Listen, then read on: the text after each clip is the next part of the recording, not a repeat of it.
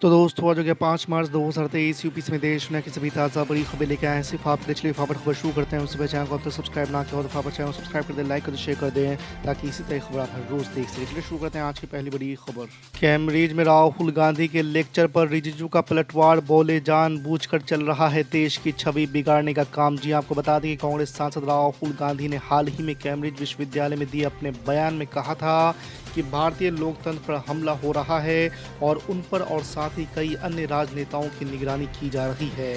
राहुल गांधी के इस बयान के बाद केंद्रीय कानून मंत्री किरण रिजिजू ने शनिवार को कहा है कि दुनिया को ये बताने की कोशिश की जा रही है कि भारतीय न्यायपालिका और लोकतंत्र संकट में है। दिल्ली के पूर्व उप मुख्यमंत्री मनीष सिसोदिया अपनी जमानत याचिका पर सुनवाई के लिए सीबीआई कोर्ट पहुंचे थे। सीबीआई ने मनीष सिसोदिया को कोर्ट में पेश किया था। राउज एवेन्यू कोर्ट ने मनीष सिसोदिया को 2 दिन की सीबीआई रिमांड पर भेज दिया है। आपको बता दें कि सीबीआई ने अदालत में मनीष सिसोदिया को 3 और दिनों के लिए रिमांड पर देने की मांग की थी।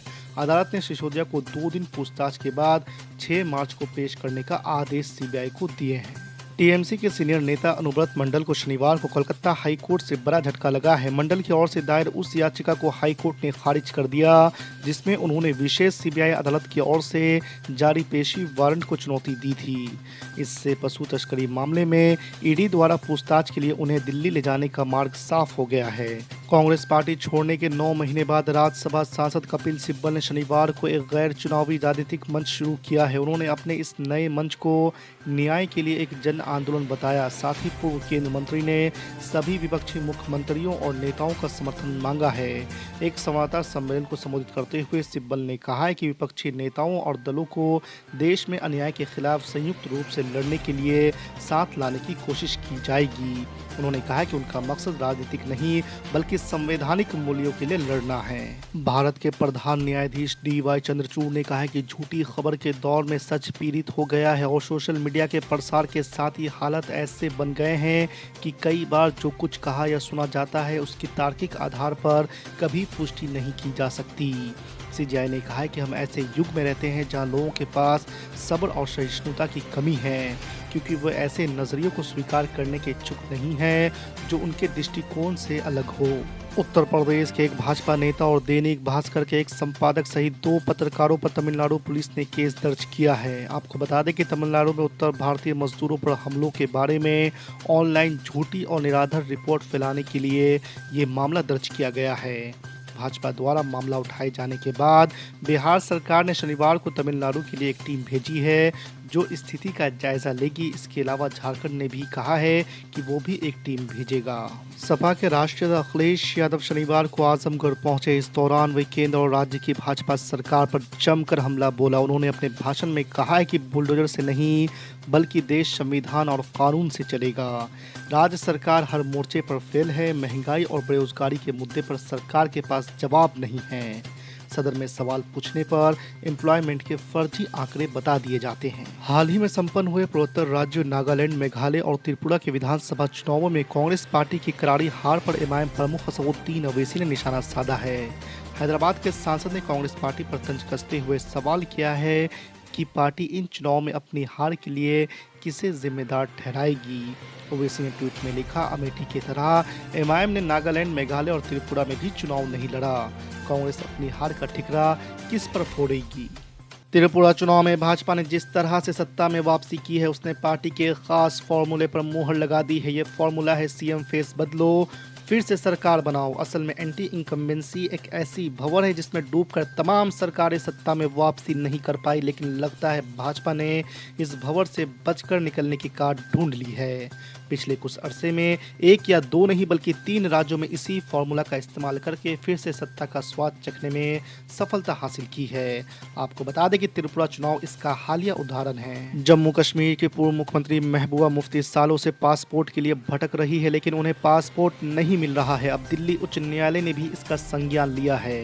हाई कोर्ट ने शुक्रवार को पासपोर्ट प्राधिकरण से पीपुल्स डेमोक्रेटिक पार्टी के प्रमुख महबूबा मुफ्ती को नया यात्रा दस्तावेज जारी करने पर 3 महीने के भीतर फैसला लेने का निर्देश दिया है।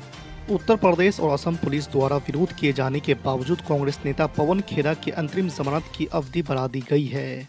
सुप्रीम कोर्ट ने प्रधानमंत्री नरेंद्र मोदी के खिलाफ कथित तौर पर आपत्तिजनक टिप्पणी करने के मामले में पवन खेरा की अंतरिम जमानत की अवधि शुक्रवार को 17 मार्च तक बढ़ा दी है। आपको बता दें कि इस मामले में असम पुलिस ने पवन खेरा को गिरफ्तार किया था। दिल्ली में 3 किलोवाट से अधिक लोड वाले बिजली कनेक्शन पर सब्सिडी का विकल्प खत्म हो सकता है। दिल्ली सरकार का ऊर्जा विभाग इसको लेकर प्रस्ताव तैयार कर रहा है। जल्द ही इस प्रस्ताव को दिल्ली सरकार की कैबिनेट के पास मंजूरी के लिए भेजा जाएगा। आपको बता दें कि दिल्ली सरकार के वरिष्ठ अधिकारी के मुताबिक DERC ने सुझाव दिया है कि खपत के आधार पर बिजली सब्सिडी देने पर विचार हो। मसलन जिसकी खपत ज़्यादा है उसे सब्सिडी से बाहर रखा जाए।